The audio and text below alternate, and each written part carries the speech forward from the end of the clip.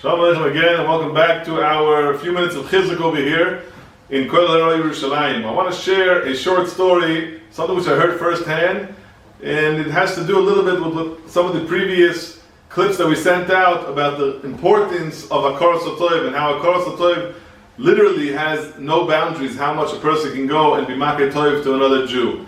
So I was sitting in my kollel, one day entered a nice Talmud Chacham, who I happen to know, who happens to be a Talmud from one of the Gdolei Yisrael, Hagoyin HaGodol of Avigdor Nebenzahl Shlita.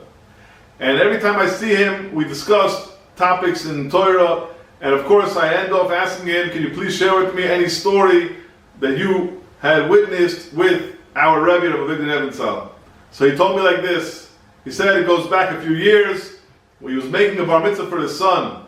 It was in the winter time, and he came to the great Goyin and he asked him if he can come to share his bar mitzvah. And he told him that, first of all, I want to give you a bracha, and I want to give your son a bracha, but you know it's the winter, and it's been raining, and they said that Yerushalayim is supposed to get snow. I don't know if in my situation I'll be able to come, even though you are an old Talmud of mine, but I don't know if I'll be able to make it, even if I have a ride, because the streets might be filled with snow. So he didn't build on him coming, and he went to his son's bar mitzvah, of course, and he was having a great time. And also in the middle of the simcha, walks in the great Kohen Rabbi Nebenzahl. But of course, for all those who know, it's hard for him to walk. He's not a youngster, and he was carried by two of his Talmidim, two of his Gaboim that came to bring him to the simcha, and they brought him up all the way to the Mizrach, and he sat over there, and of course the Baal Simcha, he couldn't understand what's going on, because everyone knew that that day in Yerushalayim it was a snowy day, even though the snow cleared up a little bit, but it was still a cold, snowy day in the winter,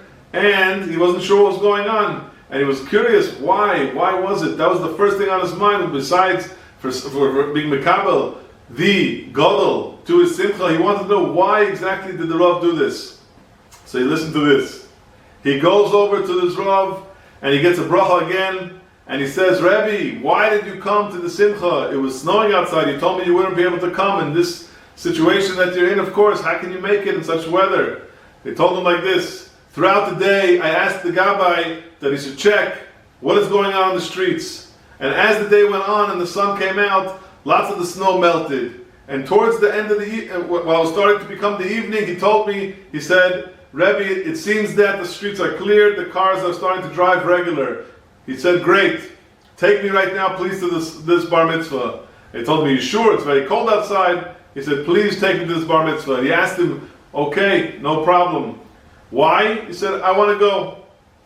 So he told this Baal Simcha, he said to him, listen, he said, the reason why I said I can't forego on coming to your bar mitzvah is because if you remember that when my wife, Alei Shalom, had pains in her legs, so your wife's grandmother came to my house and gave her a massage and helped her and did different things for her legs to help her ease the pain that should be easier for her to walk.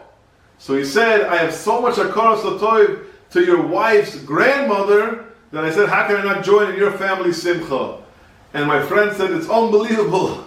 Look how far the hakaras l'toiv goes. It's unbelievable. Not even the Baal Simcha, but the Baal Simcha's wife's grandmother once did a tremendous favor towards the Rav's wife, and he said, because of that, I would go and take out of my schedule, my busy schedule, and be matriach myself to go and share in your Simcha. Another unbelievable lesson that we learned from this wonderful, wonderful Midah Toiva of being Makir Toiv. A great story, and I hope everybody should continue to have a great day. Should always have that Midah to be able to be Makir Toiv. Whenever someone does something that is good to us, we should be able to give back as much as we can with a tremendous amount of simcha, a tremendous amount of hakaras l'toiv. Have a great day.